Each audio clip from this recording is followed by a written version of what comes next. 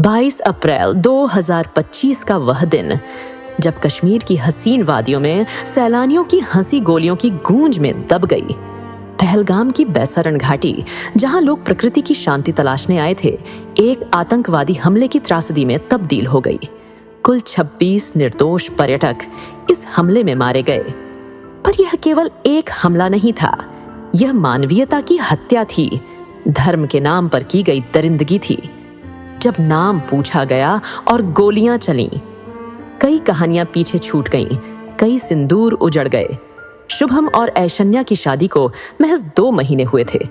आतंकियों ने शुभम से पूछा, हिंदू हो या मुसलमान? और जवाब सुनते ही गोली मार दी गई। ऐशन्या की आंखों के सामने उसकी दुनिया उजड़ गई। लेफ्टिनेंट विनय नरवाल, जिनकी शादी को सिर्फ 7 दिन हुए थे, पत्नी हिमांशी के सामने मार दिए गए। हमले में नृशंसता इतनी थी कि आतंकियों ने पहले धर्म पूछा, फिर हिंदुओं को चुन चुन कर गोली मारी। शांति हमारी आत्मा है, लेकिन जब शांति की आड़ में आतंक हमारे मासूमों को निगलने लगे, तब शांति की रक्षा के लिए तलवार उठानी पड़ती है। 6 मई 2025 की वो रात एक आम सी लगने वाली शाम थी। देश अपने रोजमर्रा की जिंदगी में था, मगर भारतीय सेना की रणनीति कागजों पर नहीं, जमीन, आसमान और समंदर में आकार ले रही थी। ठीक 14 दिन पहले पहलगाम की घाटियों में, जहां सुबह की ठंडी हवा में आरती की ध्वनि गूंजती थी, वहां आतंक की गोलियों ने तीर्थयात्रियों के खून से जमीन लाल कर दी थी। बिना किसी चेतावनी, बिना किसी मानवता के, पाकिस्तान समर्थित आतंकियों ने निहत्थे नागरिकों को निशाना बनाया। पूरा देश दुख में था, लेकिन गुस्सा मौन था।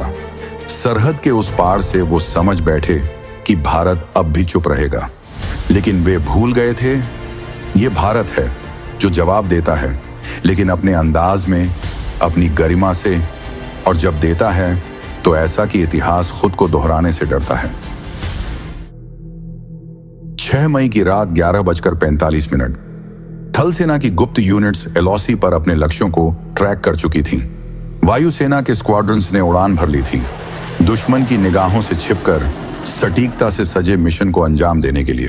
समंदर की गहराई से नौसेना के गुप्त प्लेटफॉर्म ब्रह्मोस क्रूज मिसाइल को लॉन्च करने की तैयारी में थे।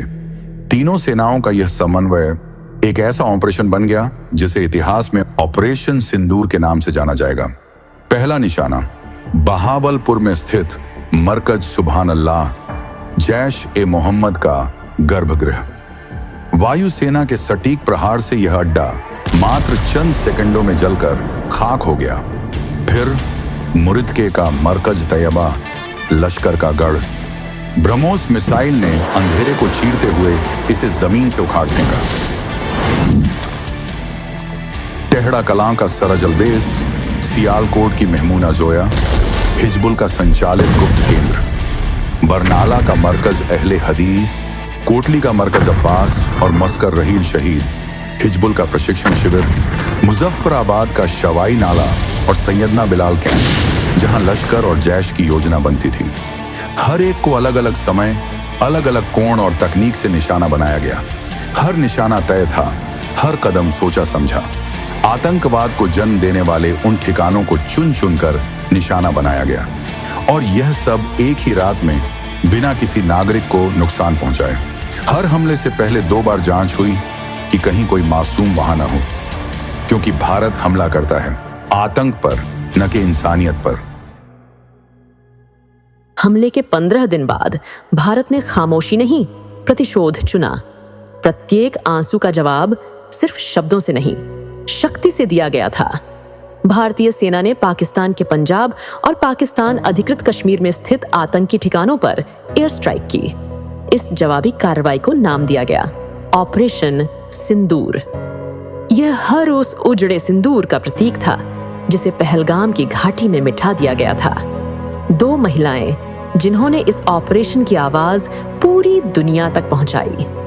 भारतीय सेना और वायुसेना की 2 महिला अधिकारी, कर्नल सोफिया कुरैशी और विंग कमांडर व्योमिका सिंह, इस ऑपरेशन की सबसे बड़ी गवाह बनी।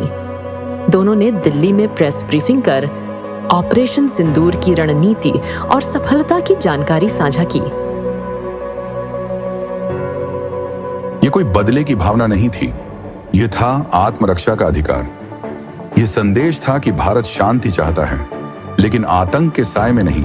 वो जो सोचते थे कि भारत केवल शब्दों में जवाब देता है, अब उनके बंकरों की दीवारें बोल रही हैं कि भारत चुप नहीं बैठता। भारत की चुप्पी सबसे बड़ा चेतावनी होती है। हम कभी पहले हमला नहीं करते, लेकिन अगर कोई हमारी धरती को लहूलुहान करे, हमारे मासूमों की जान ले, तो भारत उसे छोड़ता नहीं।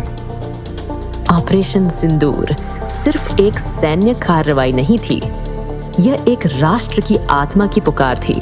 यह न्याय था उन मासूम जानों के लिए जो अपने मासूमों के लिए इंसाफ मांग रही थी। यह भरोसा था हर भारतीय को यह यकीन दिलाने का कि देश उनका है और सुरक्षित है। यह एक संदेश था आतंक को पालने वालों को कि भारत अब बर्दाश्त नहीं करता। भारत ने फिर दिखा दिया, शांति हमारी प्राथमिकता है, पर सुरक्षा हमारी जिम्मेदारी। यह है शौर्य गाथा, ऑपरेशन सिंदूर की पूरी कहानी। एक ऐसी कहानी जिसे न किताबें भूल पाएंगी, न सीमाएं रोक पाएंगी। जय हिंद।